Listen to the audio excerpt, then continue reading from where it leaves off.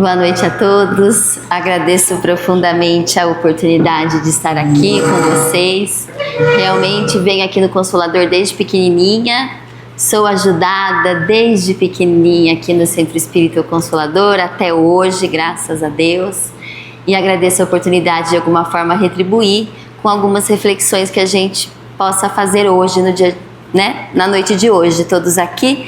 Que Jesus nos abençoe, que as nossas mentes e os nossos corações estejam abertos para receber o alimento espiritual que aqui nós viemos buscar, que somente a espiritualidade superior pode nos ajudar com esse alimento, e também os ensinamentos do nosso Mestre Jesus. E hoje a gente reservou a contar um pouco a vida de uma pessoa espírita que nos é tanto cara aos nossos corações e que é conhecido e reconhecido como o bandeirante do Espiritismo. Mas antes da gente falar do bandeirante do Espiritismo, a gente vai até o capítulo 20 do Evangelho segundo o Espiritismo, intitulado A Missão dos Espíritas. E quando chega no finalzinho desse capítulo da Missão dos Espíritas, deste título, os espíritos superiores nos alertam como que a gente reconhece os espíritas que estão no bom caminho. A gente sabe que existe aquela frase emblemática de Allan Kardec que nos diz: reconhecemos os verdadeiros espíritas, Reconhece-se o verdadeiro espírita pela sua transformação moral e pelos esforços que eles empregam para domar as suas más inclinações. Isso é Allan Kardec sempre nos orientando a rota e nos sendo um grande GPS no mundo aqui terreno em relação ao mundo espiritual. Mas também no finalzinho desse capítulo da Missão dos Espíritas, os bons espíritos superiores nos ajudam que é reconhecido o verdadeiro espírita ou que está no bom caminho, o espírita que, pelos princípios da verdadeira caridade, eles professam e praticam a verdadeira caridade. Pelo número das aflições às quais eles terão levado consolações. Aqui, na Missão dos Espíritas, é aprofundado um pouco a missão das pessoas que reencarnadas têm a oportunidade de conhecer e aprender por meio da doutrina espírita. Também é reconhecido pelo amor ao próximo, pela abnegação. Muitas vezes a gente confunde todos os nossos deveres por abnegação, e a abnegação é ir além do dever, isso é muito importante. E também pelo desinteresse pessoal, não satisfazer a nossa vaidade ou a nossa ambição. Então lá nesse capítulo da Missão dos Espíritas tem muitas questões, tem muitas reflexões, mas a gente pega o finalzinho que ele mostra pra gente como que a gente se reconhece na realidade. Isso é pra gente olhar pra gente mesmo, não é pra gente olhar para o nosso próximo e não é pra gente olhar, para o nosso irmão. É pra gente olhar para as nossas atitudes e comportamentos para entender se estamos em congruência com a doutrina que a gente segue, com a doutrina que a gente professa. E nesse caso, professar aqui seria de fato ser a mensagem. Não é especificamente vir aqui dar uma palestra somente, mas de fato nós somos a mensagem do Espiritismo quando nós estamos operando no nosso dia a dia, na nossa família, na nossa vida profissional. Isso é uma reflexão que a gente precisa fazer. E também, neste mesmo capítulo, a gente tem um parágrafo que fala: ide e pregai. E pregai aqui, mais uma vez, é ser a mensagem, O dogma da reencarnação, da elevação dos espíritos, que fala da evolução que nós estamos aqui, Todos estamos em processo evolutivo. Segundo nós tenhamos bem ou mal cumprido as nossas missões e suportado as nossas provas terrestres. Independentemente, a gente tem que buscar sempre pregar, ser a mensagem do Espiritismo. E ele fala algo que eu acho impactante, que é: a hora é chegada em que deveis sacrificar a sua propagação aos vossos hábitos, aos vossos trabalhos e às vossas ocupações fúteis. Olha, muitas vezes a gente se vê como, né, Marta e não Maria, as irmãs, sempre num trabalho incansável, sempre nessa correria. No mundo contemporâneo parece que o dia não tem 24 horas, o dia acaba muito rapidamente. E isso a gente precisa repensar. O que nós estamos fazendo de fato com as nossas vidas? Que tipo de vida a gente está levando? Se é no piloto automático ou se realmente nós estamos atribuindo valor moral, valor espiritual nas nossas atitudes, nos nossos comportamentos. Realmente, se a gente é a mensagem que a gente gostaria de receber com o outro, com o próximo também. E isso é para a gente introduzir um pouco a vida dessa pessoa que a gente veio contar hoje. Porque existe também, tem essa frase emblemática de Kardec, né, do como se reconhece um verdadeiro espírita, mas existe uma outra frase emblemática que fala-se assim: vivi, vivo e viverei, porque sou imortal. Praticamente é uma frase que mostra pra gente a nossa essência, porque nós já vivemos existências anteriores, nós estamos vivendo esta existência e nós viveremos outras existências, porque nós todos somos imortais. E se a gente fosse resgatar um pouco dos ensinamentos de Jesus, essa é uma das principais mensagens do Cristo, quando ele volta após a sua crucificação e fala a Madalena: estou aqui. A gente fala da ressurreição, né, muitas religiões, mas ele mostra que ele continuava vivo, porque essa é de fato a vida imortal, a vida eterna, que é a vida do Espírito. Temos uma única vida, a vida do Espírito, e passamos por várias existências. E essa frase foi dita mediunicamente por Caibar Schutel, né? Caibar de Souza Schutel, logo após o seu desencarne, né? Foi gravada na sua lápide. As pessoas, quando Caibar desencarnou, foram arrumar todos os trâmites materiais, né? Essa questão do túmulo, e eles ficaram pensando: o que será que a gente coloca aqui na lápide de Caibar Schutel?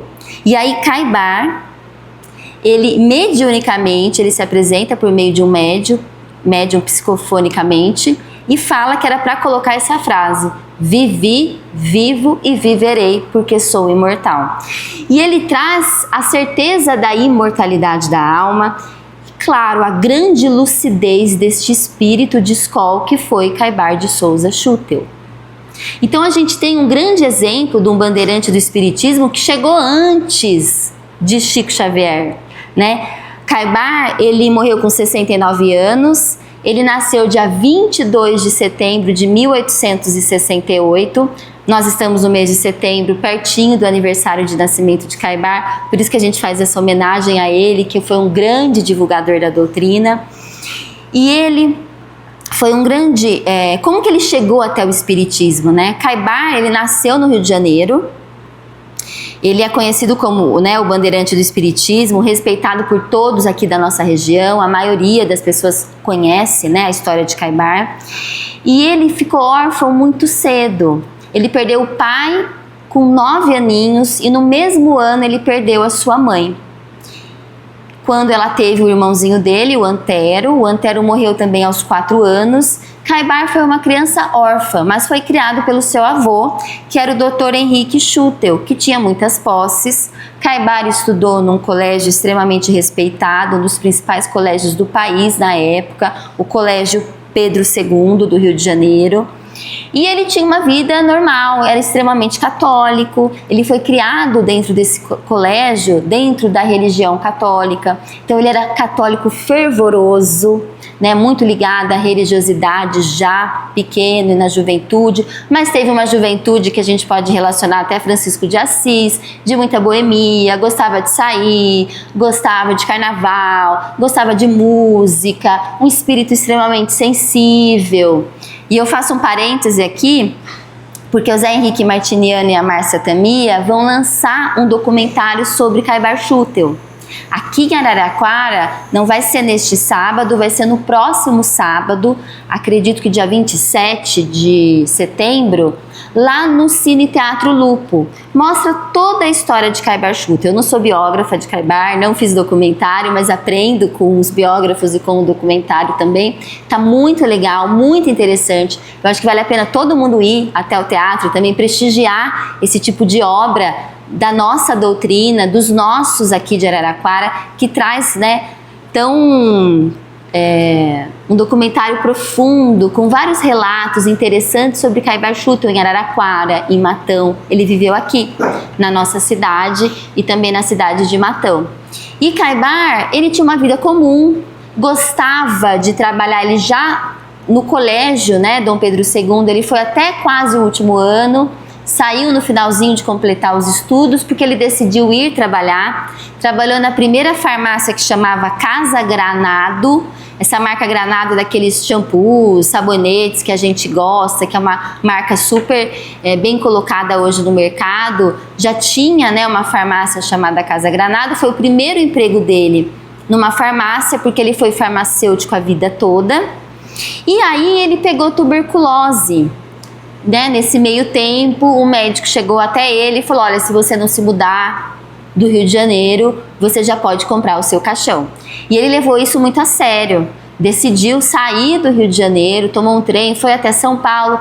Chegou em São Paulo, viu qual que era a última cidade, né, da linha do fim do túnel, entre aspas, e veio para Araraquara. E ele se muda para Araraquara, Caibar de Souza Schutel. Começa a trabalhar na primeira droga raia do Brasil, que era aqui de Araraquara. Continuou com o grande ofício dele de farmacêutico e ele começou a sonhar muito com o seu pai, com a sua mãe. Ele perdeu os pais com 9 aninhos de idade, mas ele teve sonhos frequentes que estavam incomodando o Caibar. E Caibar procurava os padres, ele era extremamente religioso, ele queria entender o que estava acontecendo com ele.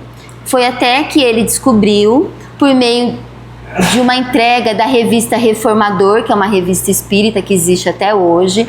Ele começou a ler a revista Reformador, acredito que ele se identificou com o conteúdo espírita, com as informações da revista, buscou um médium, né, pediu para que esse médium pudesse evocar a mãe e o pai dele, enfim. Mas de fato, ele concluiu que a vida continuava e se tornou o maior propagandista da doutrina espírita.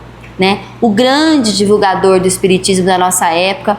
Ele lançou um dos primeiros centros espíritas, acredito, salvo engano, que seja aqui da nossa região, o primeiro centro espírita, que era o Amantes da Pobreza, em Matão, que hoje é conhecido mais como Centro Espírita O Clarim, mudou o nome.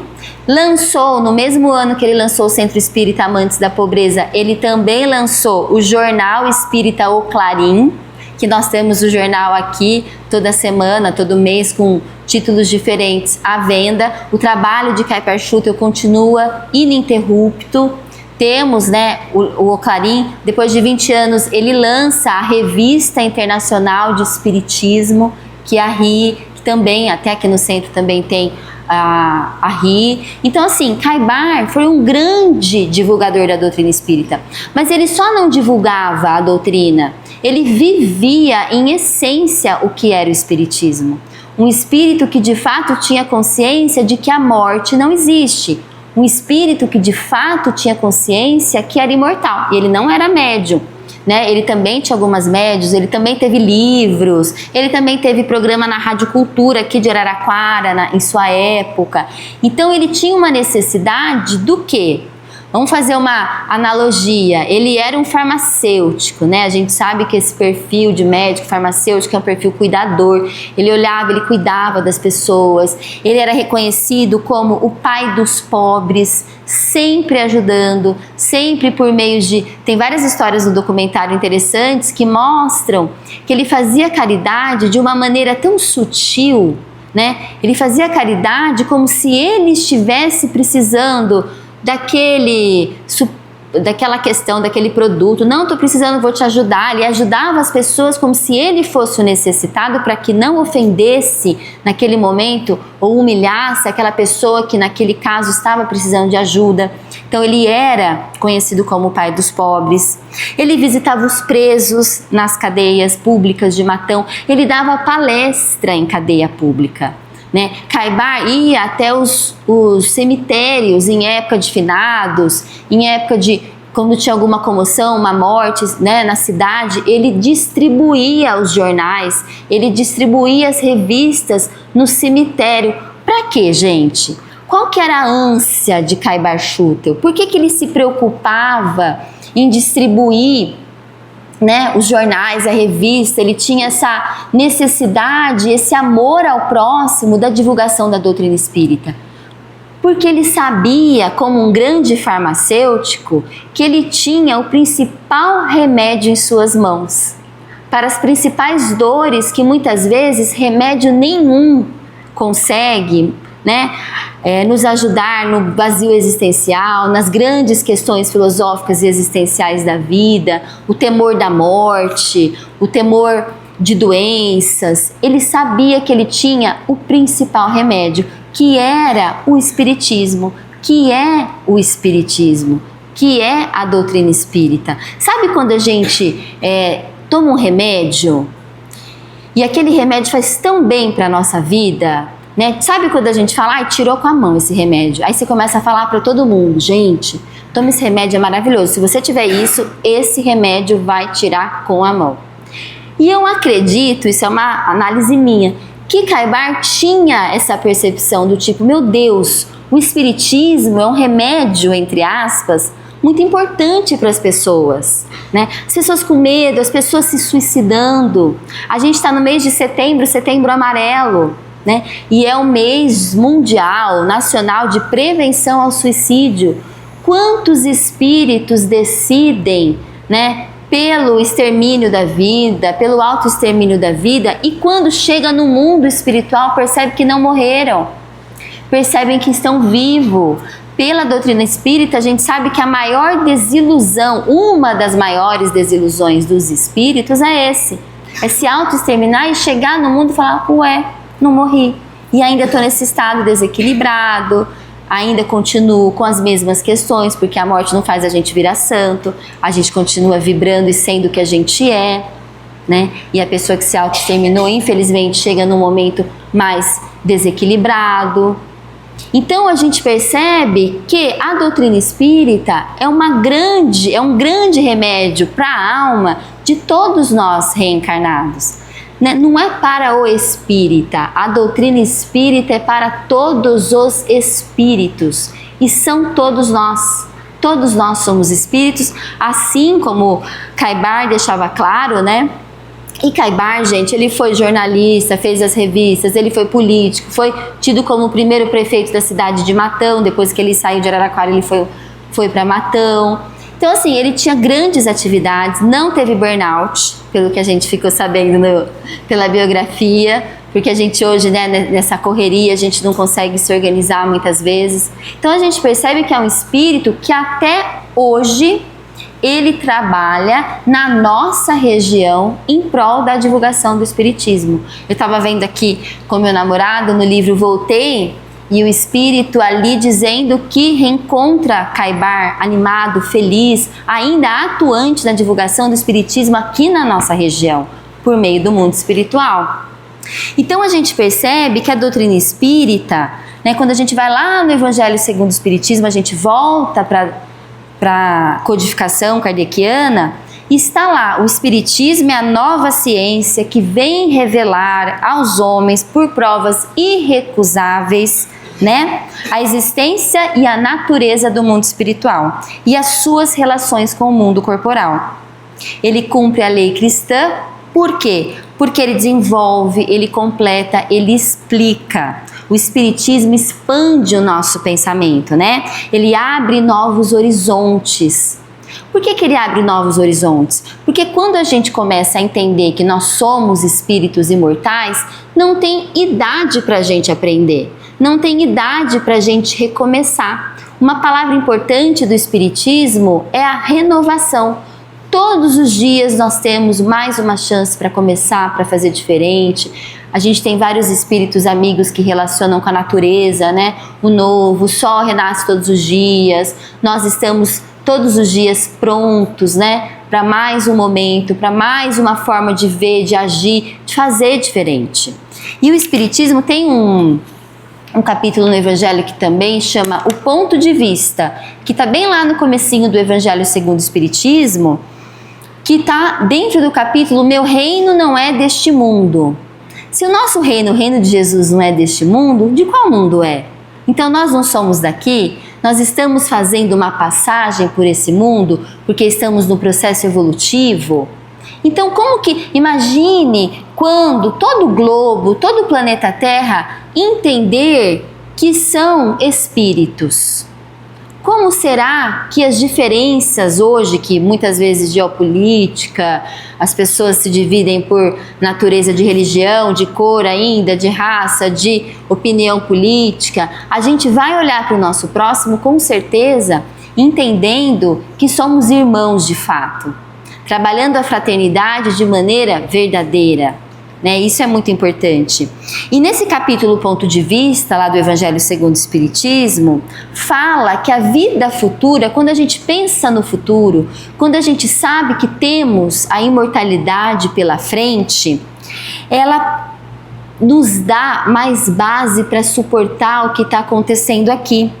A vida futura, como diz o Evangelho, deve ser o nosso alvo, né? Ela te dá uma fé inabalável, porque sabemos, né, que as consequências, muitas vezes a gente está passando por grandes dificuldades nessa existência. Nós sabemos que a gente semeia e a gente colhe. Mas muitas vezes a gente tem que lembrar que a gente pode estar no momento colhendo questões relativas do passado. Sabemos que as nossas imperfeições também geram muitos sofrimentos. Emmanuel deixa super claro essa questão. Quanto maior for o seu grau de imperfeição, maior o seu sofrimento. Porque se você não é invejoso, se você não é ciumento, se você não é orgulhoso, se você não é vaidoso, muitas vezes você vai ter pouco sofrimento. Mas quando o espírito é vaidoso, é orgulhoso, é invejoso, é ciumento, olha a trama que acontece, né, nas relações, na vida dessa pessoa. Então ela acaba sofrendo mais. Então a partir do momento que a gente entra num processo evolutivo, de autoconhecimento, a gente começa a se perceber, a gente começa a olhar para o nosso mundo íntimo de maneira verdadeira, de maneira digna, nos respeitando, mas entendendo que estamos aqui para evoluir e a evolução acontece, a gente começa a sofrer menos e a entender, porque muitas vezes a gente vai ter que olhar, a gente quer olhar da janelinha daquele prédio, né? Então a gente olha o nosso olhar menos focado, menos difuso, e quando a gente vai para cima do prédio, para cima da montanha, a gente começa a ter um olhar melhor, a gente começa a entender as questões que acontecem nas nossas vidas. E aí o Espiritismo nos fala que a vida material fica mais singela, a gente pensa como uma curta estação num país ingrato. E o mais importante, a morte não é mais tão apavorante. Eu não sei, esses dias eu estava estudando esse livro, O Céu e o Inferno, de Allan Kardec, que é o quarto da codificação do Espiritismo. Ele fez 160 anos neste ano de 2025, dia 1º de agosto. E é um livro que de fato eu não conhecia com profundidade, ainda preciso ler mais para ter profundidade, para entender esse livro, porque o Herculano Pires fala que os espíritas pouco conhecem esse livro e se conhecem não entenderam o verdadeiro significado dele. Mas aqui, Kardec fala que os espíritas não se preocupam com a morte, porque a gente sabe de fato que nós não morremos, que a morte é uma passagem. Mas será que a gente vive essa mensagem de que a morte não existe? De que claro que a gente não pode diminuir, né, limitar a questão dessa passagem tão importante que é a morte. Todas as nossas idades são idades importantes para o nosso processo evolutivo, e o envelhecimento também é um processo impressionante para aprendizados dos espíritos. Mas quando a gente chega no momento da morte, a gente também tem um grande aprendizado, é uma passagem importante. Mas, diz Kardec, que os espíritas não se preocupam com a morte, porque eles sabem que a morte não existe. E é interessante esse livro, porque esse livro fala da justiça divina. Sempre quando a gente está preocupado, quando a gente está revoltado, quando a gente está angustioso e muito reclamão, ai, por que está acontecendo isso com a minha vida? Eu não merecia isso. Será Deus está sendo injusto? O mundo é muito injusto. Porque de fato, se a gente olhar e analisar o mundo por uma única existência, a gente percebe que existem muitas injustiças, né? Pessoas têm muito mais oportunidades muitas vezes do que outras e vice-versa. Mas aqui nesse livro, ele explica a justiça divina perante, né, os olhares da espiritualidade superior. E tem algo importante neste livro também que eu achei interessante, que fala que o nada não existe. A gente está aqui no Setembro Amarelo, a gente sabe que a morte não existe. E é tão importante a gente espírita viver essa mensagem e ajudar as pessoas que ainda não compreendem e não sentem a imortalidade da alma. E esse livro, na segunda parte, muitas vezes a gente fala assim, ai, nunca ninguém voltou para falar aqui como é que é. A gente não sabe como é que é a morte, de fato nunca ninguém provou, nunca ninguém falou. E tem inúmeros livros espíritas, romances maravilhosos que falam como que é a vida no mundo espiritual, muitas questões relacionadas à passagem. Mas esse livro é interessante por quê? Porque na segunda parte, depois que Kardec faz o tribunal divino, é como se fosse um tribunal mesmo, mas é um tribunal de Deus. Ele vai explicando sobre o céu, sobre o inferno, que são teorias, né, da época da igreja, para colocar um certo receio no comportamento do ser humano. Mas a gente percebe que na segunda parte, Kardec, ele era tão professor mesmo, que ele catalogou várias histórias. Aqui são histórias dos espíritos contando o seu desencarne na segunda parte. Mas ele cataloga as histórias e o tipo de espírito. Então, por exemplo, no comecinho tem, na segunda parte, várias histórias interessantes, fáceis de ler, de espíritos felizes que desencarnaram. E aí eles perguntam como foi o desencarne, como ele chegou, como havia sido a vida destes espíritos, e como foi a morte, porque a morte está muito relacionada ao tipo de vida que a gente vive, né? A gente quer saber como a gente vai morrer, a gente olha para a nossa vida. A vida vai dar, né, algumas dicas para a gente sobre a nossa morte. E aqui tem os espíritos felizes, mas logo depois ele catalogou os espíritos sofredores. Então tem os espíritos sofredores contando como é que foi o desencarne. Aí tem os espíritos endurecidos. Aí tem os espíritos suicidas. Porque muitas vezes a gente acredita que a morte é igual para todo mundo. E não é bem assim, né? Cada um está no seu processo evolutivo, cada um está na sua caminhada, cada um, né, quando a gente lembra de Jesus, a cada um segundo as suas obras. E isso é para a nossa vida toda. Tem muitas pessoas que vivem muito bem, né, neste momento. Tem gente que fala, que momento difícil que a humanidade está passando. Ai, meu Deus, e agora? E tem gente que está vivendo super bem, fazendo sua tarefa, fazendo seu dever, fazendo a sua vida acontecer, fluir de maneira tranquila. Então, nós sabemos que a gente é, como dizia sempre a Dona Leia, a gente é herdeiro de nós mesmos, né, Francisca? E aí a gente precisa começar a pensar sobre isso.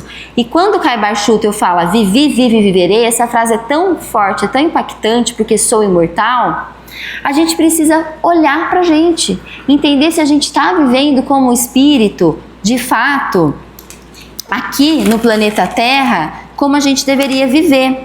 E aí, como que a gente deveria viver? Essa é a grande questão, né?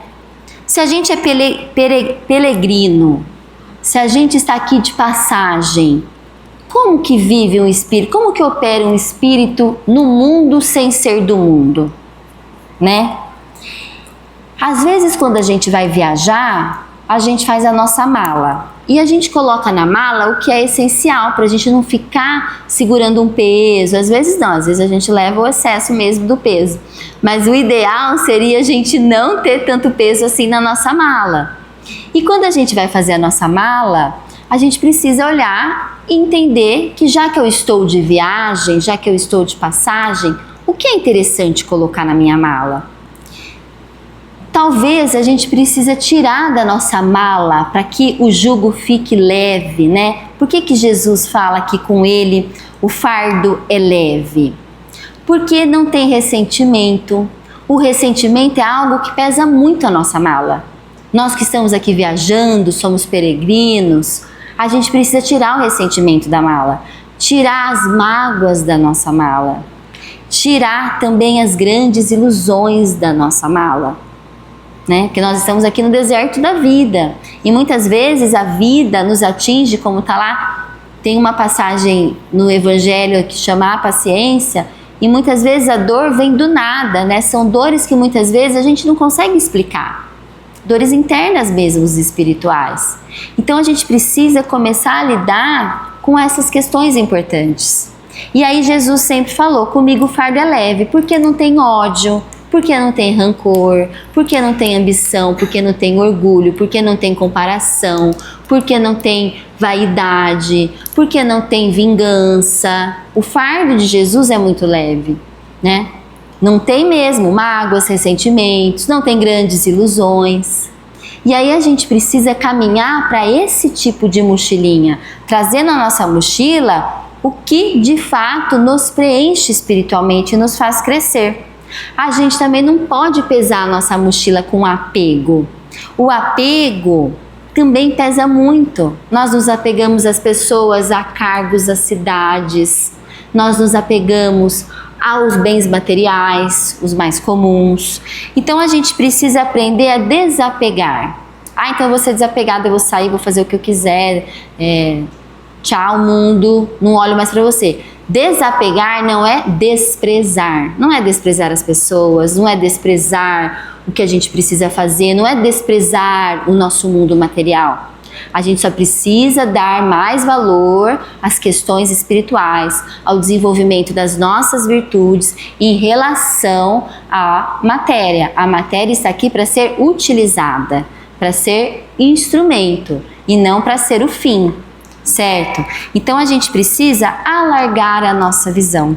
A gente precisa, por meio, né, de exemplos como Caibar Schutel, olhar para essa vida e perceber como que eu posso ser a mensagem espírita.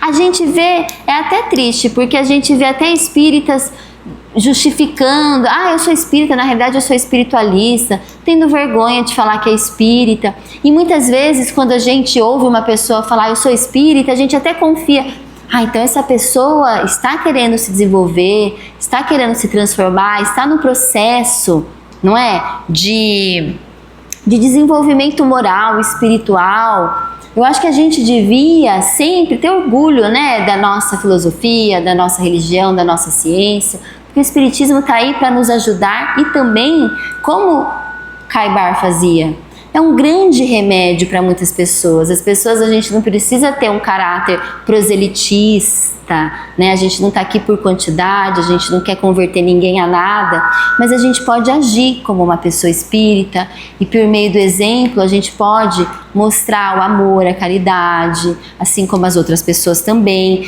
Então a gente tem que ter uma vida, um olhar expandido, porque nós estamos aqui em caráter de transitoriedade, porque somos imortais e viveremos mais existência. Se já semeamos muitas vezes o mal, porque éramos ignorantes, como diz Kardec, o mal está mais relacionado à ignorância do que especificamente à maldade em si, né? Se nós já semeamos muito mal, chegou a hora da gente semear o bem, né? Chegou a hora a gente sabe, a gente tem informação, a gente tem conhecimento.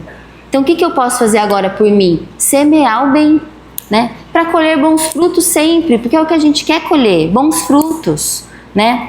Então os verdadeiros fins não repousam neste mundo e a gente precisa despertar o nosso olhar, a nossa perspectiva. O cristão consciente opera de maneira consciente, com indulgência, com benevolência, com amor ao próximo. Tem a grande máxima de Jesus que serve para nos apoiar, independentemente da religião, que nos serve para nos apoiar em todas as atitudes e ações e comportamentos e maneiras que a gente faz, né? Faça com o outro o que você gostaria que fizessem com você. E essa máxima é muito profunda. Essa máxima é algo que a gente realmente precisaria viver em qualquer momento, em qualquer situação da nossa vida, olhar para aquela situação, olhar para aquele desafio, porque hoje os desafios são enormes, todos os dias, sempre, desde a família, desde o trabalho, é fazer com aquela pessoa, com aquele próximo, o que você gostaria que fosse feito para você. Porque Emmanuel deixa claro que a nossa maior missão, porque às vezes a gente fica buscando, qual será a minha missão na Terra, nessa reencarnação? Mas a nossa maior missão é despertar o bem em nossos corações. É perceber que precisamos, crescer aonde? Como? Crescer na bondade, crescer no bem, olhar para o próximo com indulgência, olhar para todas as pessoas nas quais a gente convive e perceber não só o lado ruim, porque a gente tem uma grande facilidade de olhar e já entender, já entendi como que é essa pessoa. Essa pessoa assim é assada, muitas vezes é projeção, a gente nem sabe que está dentro da gente mesmo, as nossas análises, mas a gente olha com indulgência, é olhar pensando e maximizando o que é bom daquela pessoa, O que aquela pessoa faz de bem? Será que ela só é ruim? Será que ela só tem o mal? Será que ela só faz, Então a gente precisa, de fato, olhar para o nosso semelhante com muita indulgência e para conosco também. Perceber o nosso estágio, perceber em que momento nós estamos e analisar o que a gente pode fazer, o que a gente consegue, todos os dias, só um pouquinho, Mentir menos, falar menos, apontar menos. Eu falo que hoje eu tô até com a minha cachorra, eu não tô mentindo mais para ela. Eu falo, Lola, eu falava, não tem mais comida, acabou, não precisa ficar pedindo, gritando. Aí eu falo, Lola, tem, mas você não pode mais comer. Então eu não estou mentindo nem mais para ela, porque a gente precisa começar a parar de se esquivar, de justificar. Muitas vezes a gente justifica algo que não era necessário, que não precisa mais. A gente vive dentro dos emaranhados da nossa vida e a gente vai se perdendo muito. Então a gente precisa começar a pensar, de fato, a trabalhar o bem, Precisamos querer viver o bem e não viver bem, Tem aquela frase famosa, a gente está preocupado muitas vezes de viver bem. Eu quero viver bem, eu quero me aposentar bem, eu quero ter tardes livres. A gente fica naquela ânsia da materialidade, de ter uma vida boa, de ter uma casa, um carro. Não que isso, a gente não pode desprezar, mas isso não pode estar acima do nosso desenvolvimento pessoal, psíquico e espiritual. Isso é muito importante. Então, a gente tem que olhar para os grandes exemplos do Espiritismo e também fora do Espiritismo, são grandes exemplos de amor, de caridade. A gente volta a falar de Chico Xavier, A gente às vezes analisa as pessoas mesmo de maneira equivocada. Quando o Chico estava passeando com alguns espíritas, amigos do centro, ele viu uma pessoa muito carente do outro lado da rua. Eu conto essa história porque às vezes é impactante. E aí os espíritas falam, nossa, Chico, coitado desse mendigo, o que será que ele fez na vida passada, gente, para estar nessa situação? Olha, é uma provação, é uma expiação, Nossa, coitado. Chico não falou nada, atravessou a rua, abraçou esse mendigo, esse espírito reencarnado, conversou, a gente não sabe o que ele conversou, voltou e falou o quê? Para o grupo de espíritas que ele estava caminhando junto. É a última reencarnação desse espírito. Esse espírito é evoluidíssimo. Ele pediu essa última reencarnação para realmente aparar algumas arestas ali relacionadas à sua personalidade. Então a gente percebe que a gente nada sabe, que muitas vezes as nossas análises são de fato análises materiais. A gente julga as pessoas ou pelos bens, ou pela aparência, ou pelo cargo, e a gente não sabe, aquele espírito muitas vezes evoluído, que a gente está ignorando, que a gente não ajuda, que a gente não dá nem atenção, porque não faz parte muitas vezes do que a gente gostaria e do que a gente valoriza na realidade, Então a gente precisa olhar para a gente sempre, organizar os nossos corações, as nossas mentes, pedir ajuda, né? Pedir ajuda, porque nós nunca estamos sozinhos, nunca estamos sozinhos. Isso eu acho que é o mais bonito, né? Quando a gente entende, a gente percebe a misericórdia divina, quando a gente sabe tanto que a espiritualidade nos ajuda, nos quer bem. Imagine, né, o amor, a gente não consegue nem imaginar o amor de um espírito puro. É um amor imensurável, né, de Deus. Então a gente não consegue imaginar o que seria o amor divino. Porque a gente pode comparar até o amor de pai. E aí está no Evangelho. Se o teu filho te pede pão, você vai dar, né, algo pior? Claro que não. Imagine Deus. Então a gente pode pedir, a gente pode buscar, a gente pode se conectar sempre com a espiritualidade superior. A gente pode sempre entender que nunca estamos sozinhos, mesmo se a gente quiser, a gente não está sozinho. Mesmo se a gente pedir. Porque ou a gente está com espíritos que estão vibrando como a gente também, né? Do outro lado. Então a gente tem que pensar, olhar, né? Dia 22 de setembro é aniversário de nascimento de Caibar de Souza Schutel, que continua ativamente na divulgação do espiritismo, desse remédio que é um dos maiores e melhores remédios para a vida, para a nossa vida e para muitas pessoas que começam a entender o porquê que estão aqui, da onde vieram, o porquê estão, para onde vamos, que são perguntas filosóficas, né, de todos os filósofos mais, enfim, a gente traz a humanidade sempre se questionando, né, a questão existencial. Então a gente precisa guardar em nossos corações esses exemplos, ser a mensagem da doutrina espírita no nosso dia a dia, na nossa vida, buscar ser muito mais do que ter, não é? E a gente agradece a Caibar de Souza Schutel, tudo que ele nos trouxe, tudo que ele fez para a nossa região, o bandeirante do espiritismo aqui, né, em Matão, em Araraquara, que continua ativamente, ininterruptamente com seus trabalhos na divulgação da doutrina espírita. A gente pede de todo o nosso coração muita proteção e a gente agradece a Deus pelas oportunidades e a gente vai pedir sempre muita luz para clarear os nossos caminhos, porque sempre quando a gente pede luz, essa luz será dada. A gente pede sempre muita força para resistir ao mal, mas ao mal que ainda mora em nossos corações, porque a gente vai pedir força e a gente vai ter. A gente vai pedir luz e a gente também vai ter. E a gente vai pedir assistência dos bons espíritos e eles virão sempre nos acompanhar, né? E a gente vai pedir bons conselhos e a gente também vai ter, porque o pedido de bons conselhos ele nunca será recusado. Vamos bater a porta, porque ela se abrirá, e saibamos pedir com todo o nosso amor, com todo o nosso coração e agradecer sempre a Deus as oportunidades de aqui estarmos vivos. Vamos valorizar essa vida, essa existência, vamos semear o bem para a gente colher o bem hoje e sempre. Que Jesus abençoe a todos nós, que assim seja.